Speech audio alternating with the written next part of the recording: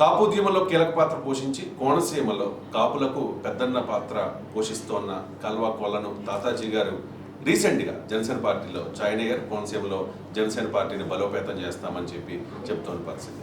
ప్రస్తుతం కాపు నాయకులు అలాగే కోనసీమ జిల్లాలో జనసేన పార్టీకి కీలకమైన నేత కల్వా కొల్లను తాతాజీ గారు మనతో. తాతాజీ గారు నమస్కారం.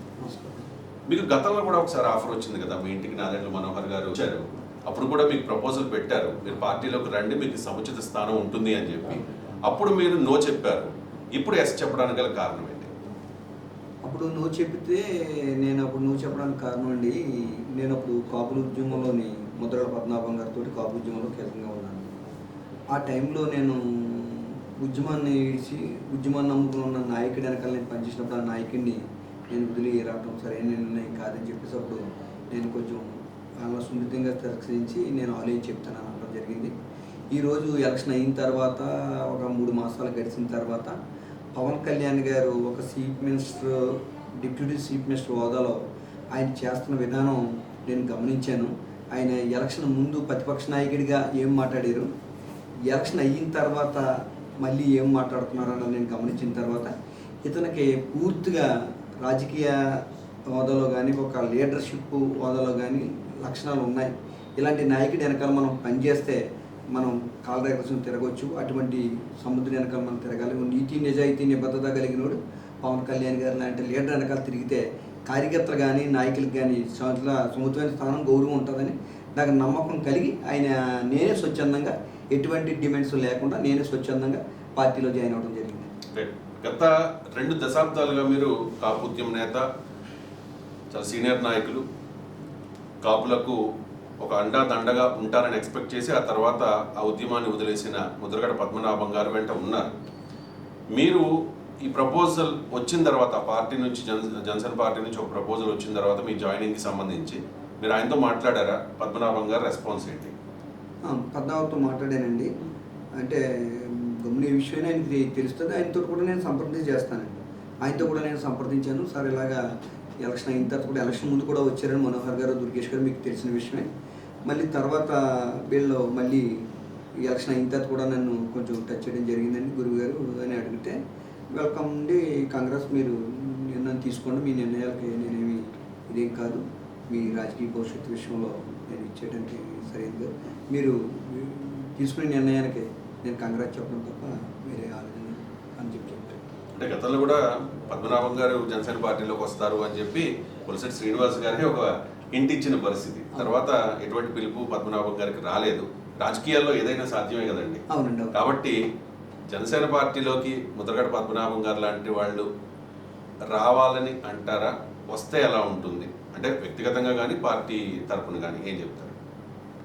రావాలండి. ఏం చేతంటే జనసేన పార్టీలో నేను ఇప్పుడు జాయిన్ అయిన తర్వాత కొంచెం గమనించిన వాతావరణం బట్టి జనసేన పార్టీలో లీడర్షిప్ అంటే ఒక పవన్ కళ్యాణ్ గారు రాష్ట్రంలోని ఒక తలమానికంగా నిలిచారు. అలాగే దేశంలో కూడా ఇవాళ మోడీ గారు అత్యంత గౌరవ మర్యాదలు ఇచ్చే వ్యక్తి ఎవరన్నా ఉన్నారు ఈ దేశంలోనే అంటే అది ప్రధానంగా పవన్ కళ్యాణ్ గారు అని చెప్పుకోవచ్చు. అటువంటి వ్యక్తి ఒక లీడర్షిప్ రాష్ట్రంలో వహిస్తుంటే అలాంటి పార్టీలో కొంచెం జిల్లా స్థాయిలో కొంచెం లీడర్లో కరువు అంటూ ఉంది. లీడర్ని బిల్డప్ చేయాల్సిన అవసరం ఉంది. ప్రతి జిల్లాలోని కూడా ఒక 4-5 లీడర్ని బిల్డప్ చేయాలి. ఆ లీడర్లతోటే కాన్సెన్సల్ అన్నింటిలోని కూడా ఒక ఇది చేయాలి. ఇవాళ దీపం ఉండగానే ఇది చక్క పెట్టుకోమన్నారు. ఇవాళ పవన్ కళ్యాణ్ గారి పార్టీ అధికారంలోకి వచ్చింది. ఈయన డిప్యూటీ సీఎం హోదాలో రాష్ట్రంలో బలంగా ఉన్నారు. ఇలాంటి టైంలో కంపల్సరీగా నియోజకవర్గాలన్నీ కూడా నియోజకవర్గాలు కూడా మంచి బలంగా పటిష్టంగా తయారు చేయాల్సిన బాధ్యత పవన్ కళ్యాణ్ గారి మీద ఉందని చెప్పేసి నేను అభిప్రాయపడుతున్నాను. మీరు పవన్ కళ్యాణ్ గారిని కలిసిన తర్వాత ఏమన్నారు? పవన్ కళ్యాణ్ గారు నేను కలిసిన తర్వాత పవన్ కళ్యాణ్ గారు కొండవేసి పార్టీలో ఆహ్వానించారండి. ఆహ్వానించిన తర్వాత ఆయన అక్కడ మాకు నలుగురికి కూడా అక్కడ ఉన్న వాళ్ళందరికీ కూడా స్పీచ్ ఇవ్వడం జరిగింది. నేను పార్టీలో జాయిన్ అయిన తర్వాత డిప్యూటీ సీఎం హోదాలో ఉన్న తర్వాత నాకు పంచాయతీరాజ్ శాఖ, అడవి శాఖ, కొన్ని శాఖలు నాకు ఇవ్వడం జరిగింది. ఈ శాఖల్లో అన్నింటిలోని కూడా అటెండర్ కాడ నుంచి కమిషనర్ వరకు నేను బదిలీ చేసే అధికారాలు నాకు ఉన్నాయి. ఆ రకంగా వాళ్ళకి నచ్చిన ప్లేసుల్లోకి వేయటానికి కూడా లక్షల రూపాయలు, కోట్ల రూపాయలు వేచింతుంటారు గత ప్రభుత్వాల్లో కానీ అట్లలో కానీ. నేను అలాంటిది ఏమీ ఆశించకుండా ఒక్క రూపాయి కూడా నేను ఎక్కడ అవినీతికి పాల్పడకుండా వాళ్ళందరికీ కూడా నచ్చిన ప్లేసులోకి నేను బదిలీ చేయడం జరిగింది. వాళ్ళకు కూడా నిజాయితీగా పనిచేయండి. నేను ఏ రకంగా మీకు పోస్టింగ్లు ఇచ్చాను ఒక్క రూపాయి తీసుకోకుండా, మీరు పనిచేసే చోట కూడా ఎవరిని బాధ పెట్టకుండా మీరు నిజాయితీగా పనిచేయండి. నేను నిజాయితీనే కోరుకుంటున్నాను, మీ నుంచి ఏమీ డబ్బులు కోరుకోవట్లేదు, నిజాయితీని కోరుకున్నాను. ఆ నిజాయితీగా పనిచేయండి. మీకు నెలసరికి వచ్చినప్పుడు 1,50,000 2,00,000 జీతం, ఆ జీతానికే పనిచేయాలి తప్ప ఎవరిని కూడా మీరు పాల్పడకూడదు. ఆ రకంగా పాల్పడినట్టు ఎంఆర్ఓలు కానీ ఇలాగే ఎక్కడన్నా పాల్పడినట్టు ఉంటే మాత్రం వాళ్ళ నా దృష్టికి పాస్ట్ ఆఫీస్ నా దృష్టికి తీసుకురండి. తీసుకొస్తే మాత్రం కంపల్సరీగా వాళ్ళ మీద నేను యాక్షన్ ఉంటుంది. నేను మీరు పెట్టిన కాగితానికి సమాధానం ఉంటుంది. ఈ జనసేన పార్టీ నుంచి మీకు నేను హామీ ఇస్తున్నాను అని చెప్పడం జరిగింది. చెప్తున్నారు పవన్ కళ్యాణ్ గారు. ఇంకా అధికారులకు కానీ కీలకమైన పోలీస్ శాఖలో ఉన్న సీనియర్ ఆఫీసర్స్ కానీ వైసీపీ వాసన పోలేదు అని చెప్పేసి, ఇంకా కోనసీమ జిల్లాలో అధికారులకు అదే వాసన కంటిన్యూ అవుతుందో మీరు ఏదైనా గమనించారు? అవునండి, ఇంకా పోలేదండి. అంటే మరి ఒక్కసారి పోవటం అంటే ఎన్నాళ్ళ నుంచో తరతరాల నుంచి సంవత్సరాల నుంచి ఒక 3 దశాబ్దాల కాలం నుంచి బాగా పాతిపోయి ఉందండి. ఏదైతే అవినీతి అన్నది బాగా పాతిపోయింది. ప్రతి ఆఫీసులోని ఓపెన్గా గత ప్రభుత్వం 5 సంవత్సరాల్లో ప్రభుత్వం పరిపాలించారు. వాళ్ళ ప్రభుత్వం అయితే ఇంక రెడ్ హ్యాండెడ్గా ఇది పనికి ఎంత అవుతుంది, నువ్వు ఎవరితో చెప్పుకున్నా పర్లేదు అనే తీరులో నడిచిందండి గత ప్రభుత్వం. ఆ రకమైన ప్రభుత్వంలోంచి ఇప్పుడు ఒక నీతి నిజాయితీ, ఒక రాముడి పరిపాలన కావాలి అని కోరుకున్నారు పవన్ కళ్యాణ్ గారు. పారదర్శకం అలాంటి పరిపాలనలోకి రావాలి అని అంటే వెంటనే శుద్ధి జరిగిపోద్దని నేను చెప్పాను. కానీ క్రమేపం 1/1 మార్పు వస్తుంది. దీన్ని ఇంకా బలంగా పవన్ కళ్యాణ్ గారు ఇంకా బలంగా పనిచేయవలసిన అవసరం ఉంది. ఏదైతే అవినీతి జరుగుతుందో దాని మీద ఇంకా బలంగా పని అవసరం ఉందని చెప్పేసి సందర్భం తెలియజేస్తున్నాను. అసలు అమలాపురం అంటేనే మెగా అభిమానులకు పుట్టిల్లు లాంటిది. అసలు ఇక్కడ క్రేజ్ ఏ రకంగా ఉంటుంది అనేది మీకు తెలియదు కాదు. మీరు కూడా చిరంజీవి గారికి బాగా సన్నిహితులు కాబట్టి. అంటే 2009లో ప్రజారాజ్యం పార్టీ ఇక్కడ ఫెయిల్ అయింది. తర్వాత 2019లో కూడా ఇక్కడ సెట్టుబత్తుల రాజాబాబు అని చెప్పి ఒక నాయకుడికి, దళిత నాయకుడికి అవకాశం ఇస్తే ఆయన కూడా 3rd ప్లేస్కి పరిమితమైన పరిస్థితి.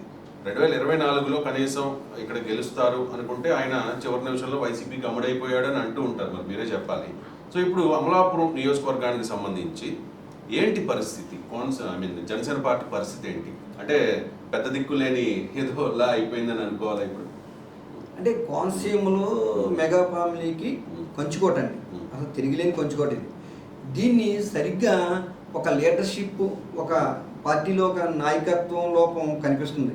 జిల్లా స్థాయిలో కానీ నియోజకవర్గ స్థాయిలో కానీ ఇవన్నిటిని కూడా ఫుల్ఫిల్ చేసి ఒక నిర్ణయం తీసుకోవాలి. ప్రతి పార్టీలోని కాంట్రవర్సీలు ఉంటాయి కాదని అన్నం. కొన్ని పార్టీలో బయట పడవు. ఇక్కడ కొంచెం యువ రక్తం కాబట్టి కొంచెం ఉరకలేస్తూ బయటకు వస్తుంది తప్ప అది పెద్ద ఇష్యూ కాదు. కానీ చక్కబెట్టుకోవాల్సిన అవసరం ఉంది. గతంలో కూడా త్రిసభ్య కమిటీ వేశారు కదా, ఒక అమలాపురంలోనే ఇన్ని గ్రూపులు అని చెప్పి త్రిసభ్య కమిటీ వేశారు. చివరికి వాళ్ళు ఏమీ తేల్చలేని పరిస్థితి. ఇప్పటికీ కూడా అదే పరిస్థితి ఉందా? అంటే చల్లా చెదరైపోయారా గ్రూపులుగా జనసేన కార్యకర్తలు కానీ లేకపోతే ద్వితీయ శ్రేణి నాయకులు కానీ? అంటే రీసెర్చ్ కమిటీ వేశారని మీరు అంటున్నారు. అది ఎక్కడ కూడా మీడియా ద్వారా కానీ ఇంకో ద్వారా కానీ ఎక్కడ బయటకు వచ్చిన మాట కానీ దానిలో ఆ కమిటీలో పలానా సభ్యులను కానీ నేను ఎక్కడ విన్న ఇల్లు లేదండి ఎక్కడనే. మరి ఆ కమిటీ ఎక్కడ పనిచేసిందో ఎవరో వాళ్ళకి దానికి సంబంధించిన వాళ్ళు నాకైతే తెలీదు. కంపల్సరిగా అది ఏదన్నా ఉంటే మాత్రం వాళ్ళు ఎవరో నేను పని చేయలేదని మాత్రం చెప్పగలుగుతాను ఇక్కడ. అంటే ఇప్పుడు ఎలా ఉంది? ఏకతాటి మీద ఉన్నారా లేకపోతే ఇంకా గ్రూపులుగానే ఉన్న పరిస్థితి? పెద్ద కాదులేండి, అన్నీ నేను సర్దుబడి చేయొచ్చు. ఏదో 4 ఉన్నా అయ్యేం గ్రూపులు కాదండి. ఇప్పుడు పార్టీ అధికారంలోకి వచ్చింది కదా, అధికారంలోకి వచ్చినప్పుడు ప్రతి ఒక్కళ్ళు ఏ పదవులని అయ్యని ఆశించడం కామను.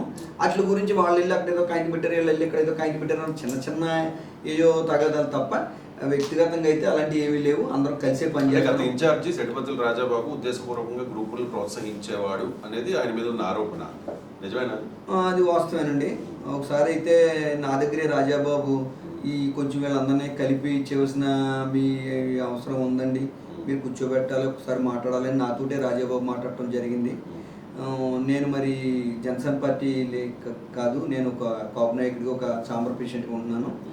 నేను అదంతా శోభని అనిపించుకోదు. జనసేన పార్టీలో నేను పైగా 40 సంవత్సరాలు కాంగ్రెస్ పార్టీలో ఉంటూ కాంగ్రెస్ పార్టీ జిల్లా పేషెంట్, కోనసీమ జిల్లా పేషెంట్ కూడా కాంగ్రెస్ పార్టీలో చేశానండి. నేను 40 సంవత్సరాలు కాంగ్రెస్ పార్టీలో పనిచేశాను. నేను ఈ జనసేనకి సమన్వయం చేసి వీళ్ళందరినీ కూర్చోబెడతానంటే ఓ పార్టీలో ఉండి సరైనది కాదండి అని నేను రాజ్బాబు నా దగ్గర అంటే నేను తోసుకొచ్చానండి. అంటే ఆంధ్రప్రదేశ్లో ఏ పార్టీ అధికారంలోకి రావాలన్నా కీలకంగా కాపు సామాజిక వర్గం అంటే మీ సామాజిక వర్గం ఓటర్లే కీలకం. ఇక్కడ కూడా ఇది ఎస్సీ రిజర్వ్డ్ నియోజకవర్గం అయినప్పటికీ కూడా కాపులే కీలకం ఇక్కడ కూడా. కానీ అంటే ఇప్పుడు కూటమి ప్రభుత్వం అధికారంలోకి వచ్చిందంటే ఖచ్చితంగా కాపులంతా కూడా కూటమికి సపోర్ట్ చేశారు. పవన్ కళ్యాణ్ గారు చెప్పారు కాబట్టి పెద్దన్న పాత్ర వహించండి అని చెప్పి. సో కాపులకు దక్కాల్సిన ప్రాధాన్యత దక్కుతుందా ఇక్కడ? కాపులకు తగ్గిన ప్రాధాన్యత దక్కుతుందా అని అంటే కాపులు కంపల్సరిగానండి పవన్ కళ్యాణ్ గారు ఒక ముఖ్యమంత్రి అవ్వాలి, ఈ రాష్ట్రానికి మంచి పరిపాలన అవ్వాలి, ఆయన ముఖ్యమంత్రి అయితే చాలు మాకేదో అందరం ఎక్కించక్కలొద్దనే ఆలోచనలోనే ఉన్నారండి కాపు సోదరులు యువకులందరూ కూడా. మాకేదో వచ్చేయాలి మాకేదో చేయాలని ఆలోచనలు లేరండి. మొత్తం కాపు ప్రజానీకానికి అందరికీ కూడా అన్ని కమ్యూనిటీలు కూడా చేశారు. కమ్యూనిటీ బేస్డ్ లేని వాళ్ళు కూడా సీఎంలు చేశారు. చాలా సంతోషం. ఇంత కమ్యూనిటీ బేస్ ఉండి కూడా మేము ఈరోజు ఈ రాష్ట్రాన్ని ముఖ్యమంత్రి చేయలేకపోతామన్న బాధ మాలో ఉండటం అన్నదే సహజం.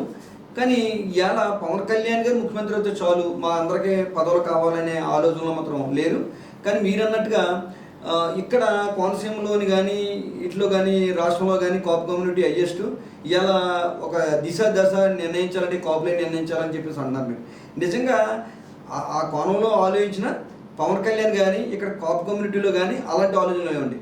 గతంలో 2009లో ప్రజారాజ్యం పార్టీ టైంలో ఇది కాపుల పార్టీ అలాగా ముద్రేసి చాలా దారుణంగా ఇచ్చేసారండి అప్పుడున్న నాయకులు తెలుగుదేశంలో వాళ్ళు కాంగ్రెస్లో కూడా కొవ్వొట్ల కింద వచ్చి ప్రజారాజ్యంలో పనిచేసి ప్రజారాజ్యం ఆఫీసులోని విషయం కక్కెళ్ళిన రోజులు కళ్ళారా చూసాం మనం మీడియా ద్వారా.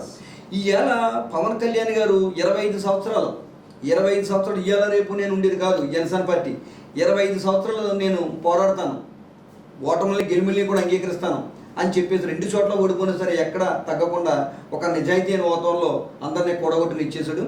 ఆయన నిజాయితీ ఏంటన్నదే 2019 నుంచి 2024 వరకు ఆయన నిజాయితీ ప్రజలకు చూపెట్టాడు.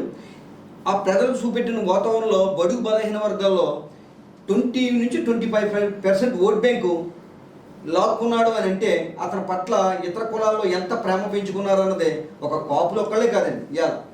ఇవాళ బడుగు బలహీన వర్గాల్లో 20 నుంచి 25% నమ్మారు పవన్ కళ్యాణ్ గారు. 2019 నుంచి 2024 వరకు కూడా ఆయన నమ్మి ఇవాళ ఓట్లు వేస్తే ఇవాళ మెజార్టీ అంత రావడానికి కారణం వన్ సైడ్గా ఇవాళ 164 స్థానాల్లో ఈ కూటమి నగ్గడానికి కారణం ప్రధానంగా పవన్ కళ్యాణ్ గారి పాత్ర కీలకం.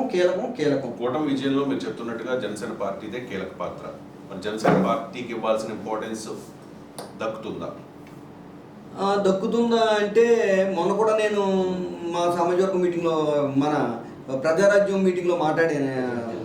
జనసేన కార్యకర్తల సమావేశం మీటింగ్లో నేను మాట్లాడానండి.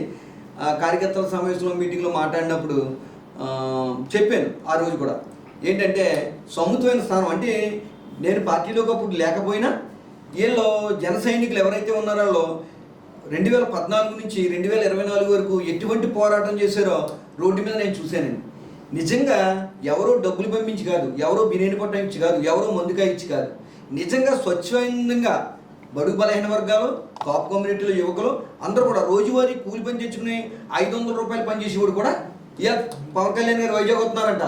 అంతే ఆడి ఈ 500 జాయిన్కి 1000 రూపాయలు అప్పు చేసుకుని నలుగురు కలిపి ఒక కారు వేసుకుని జయమని వెళ్ళిపోయి అలాంటి లక్షలాది వేలాది మంది సమూహం ఇవాళ మనం పవన్ కళ్యాణ్ గారు మాట్లాడుతూ చెప్పారు. రెడ్డ టవల్ మెల్లో వేసుకుని రౌడీ ప్రభుత్వానికి మేమున్నావురా అని దన్నుగా నిలబడిన వాళ్ళు ఇవాళ మీకు ఇవాళ కూటమి ప్రభుత్వం అధికారంలోకి వచ్చిందంటే మీ సహకారం పూర్తిగా ఉంది. దీనిలోని రౌడీలకి ఎదిరిన వాళ్ళు మీకు సముద్రమైన స్థానాల్లో ఇచ్చేలాగే నేను దీనిలో పోరాడతానని చెప్పేసి పవన్ కళ్యాణ్ గారు చెప్పండి.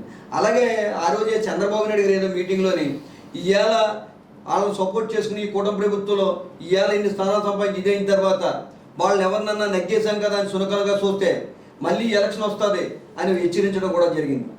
వాళ్ళిద్దరి నుంచి లీడర్షిప్ సీఎం నుంచి డిప్యూటీ సీఎం నుంచి అంత క్లియర్గా ఉంటుందండి.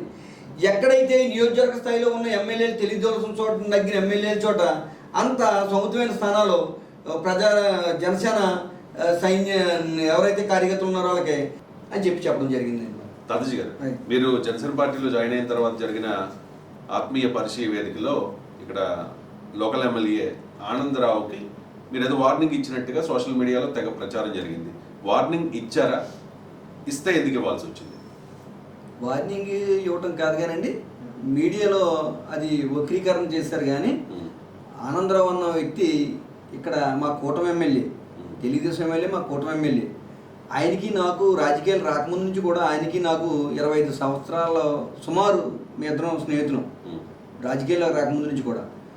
ఇది లోకల్ మీడియాలో కొంచెం ఎమ్మెల్యే గారికి వార్నింగ్ అని రాయడంతో కొంచెం ఆయన అర్థవటం మాట నిజమే. కానీ ఇక్కడ వేదిక మీద వాయిస్లో కానీ అట్లలో కానీ ఎక్కడ ఆయన వాయిస్ క్లిప్పింగ్లు అవి చూసుకున్నారో. కానీ నాకు అక్కడ నుంచి ఫోన్లు రావడంతో నేను అలాగే ఇదయ్యాను, మాట్లాడేది లేదని చెప్పి వాళ్ళు అది చెప్పడం జరిగింది. ఆయనతో అయితే మాకు ఎటువంటి భేదాలు లేవండి.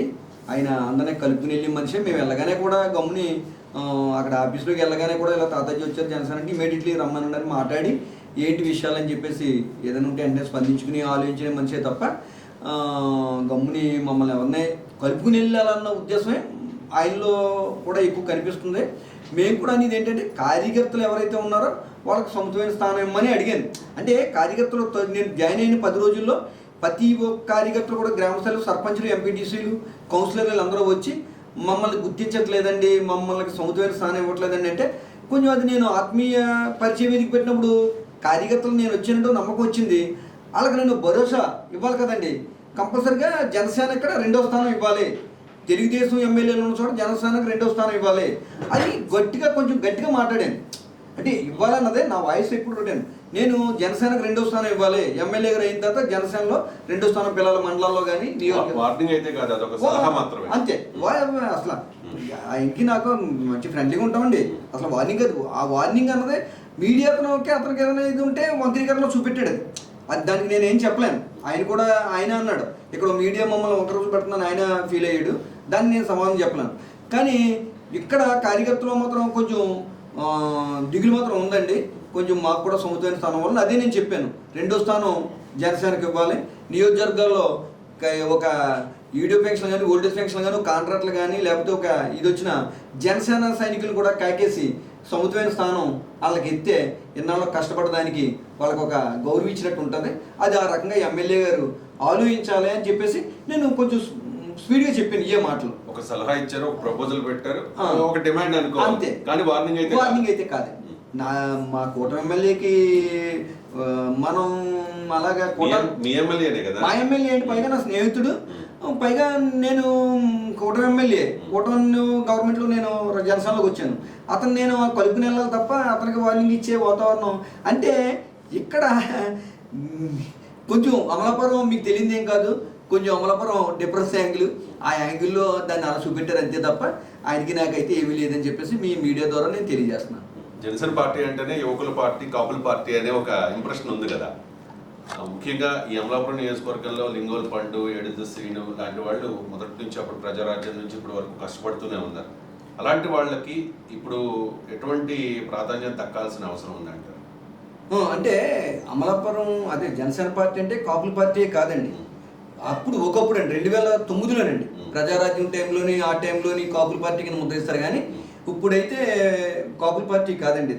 ఇది కంపల్సరీగా బడుగు బలహీన వర్గాల పార్టీ అండి. బడుగు బలహీన వర్గాల పార్టీని ప్రూవ్ చేస్తున్నాడండి ఆయన. ఇవాళ కష్టపడి కోట్ల రూపాయలు కూడబెట్టుకునే వాళ్ళు ప్రభుత్వంలో ఉండి లక్షల కోట్లు, వేల కోట్లు కూడబెట్టుకున్నాడు, రూపాయి తీసి పంచిపెట్టట్లేదండి. ఇవాళ ఒక కష్టపడి సినిమా తీసి దానిలో ఏమైనా 10 కోట్లు 20 కోట్లు వస్తే తుఫాన్ బాధితులు ఎక్కడున్నారు వాళ్ళకి ఒక 6 కోట్లు, ఈ గ్రామ పంచాయతీలు శానిటేషన్ రీత్యా పాడైపోయి వీటికి ఒక 4 కోట్లు, ఇదిగో రైతులకి కుటుంబాలు ఇదైపోయినాయి వాళ్ళకి 30 కోట్లు. ఇలాగా సొంత డబ్బుని వేచించి పంచిపెట్టేవాడు ఈ రాష్ట్రంలో ఎవడన్నా ఉన్నాడు అంటే అది పవన్ కళ్యాణ్ అని గుండెల మీద చేసిందని చెప్పగలను. అంత దమ్మున్న లీడర్గా ఇవాళ ఒక డిప్యూటీ సీఎం చేస్తూ ఆయన ప్రభుత్వంలో ఉంటూ ఆదేశాలు చేస్తే కోట్ల రూపాయలు చేయొచ్చు. ఈ ప్రభుత్వం నుంచి ఆదేశాలు ఇస్టిమేషన్లో చేతిలోకి లేట్ అవుతాయి, నా జేబులోకి తీసివ్వడం చాలా ఈజీ అని పిల్లలు వెనకాల కుటుంబాల గురించి కానీ ఇట్ల గురించి కానీ ఆలోచించకుండా కోట్ల రూపాయలు వేచిస్తున్నాడు చూడండి. అటువంటి మనిషిని బడుగు బలహీన వర్గాల ప్రజలు ఎవరో వదులుకోరు. ఇది కాపుల పార్టీ కాదు, బడుగు బలహీన వర్గాల పార్టీ అని నేను క్లియర్గా చెప్పగలను. ప్రజలు గమనించుకుంటున్నారు. ఎవరో స్వచ్ఛమైనవాడు, ఎవరో పరిపాలించేవాడు ఎవరో అని ప్రజలు గమనించుకున్నారు. రాబోయే రోజుల్లో కూడా ఇటువంటి వ్యక్తిని ప్రజలు వదులుకోరు అని నేను ఘంటాపథంగా చెప్పగలను. క్షేత్రస్థాయిలో Janasena and Telugu Desam party cadre మధ్య కోఆర్డినేషన్ ఏ రకంగా ఉంది? బాగుందండి. గ్రామ స్థాయి నుంచి కూడా బాగుంది. ఈ మీరు ఏదైతే అన్నారో అది బాగుంది.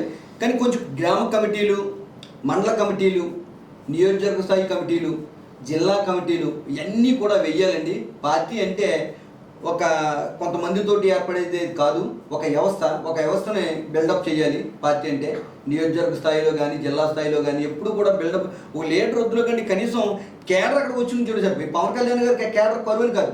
పవన్ కళ్యాణ్ గారికి ఇలా పదవులు లేకుండా కేడర్ కుప్పల తెప్పల కింద కార్యకర్తలు వచ్చేస్తారండి. కానీ లీడర్షిప్ వీళ్ళందరినీ కుప్పల తెప్పల కింద వచ్చే కార్యకర్తల్ని నడిపించేవాడు ఒకటి కావాలండి లీడరు.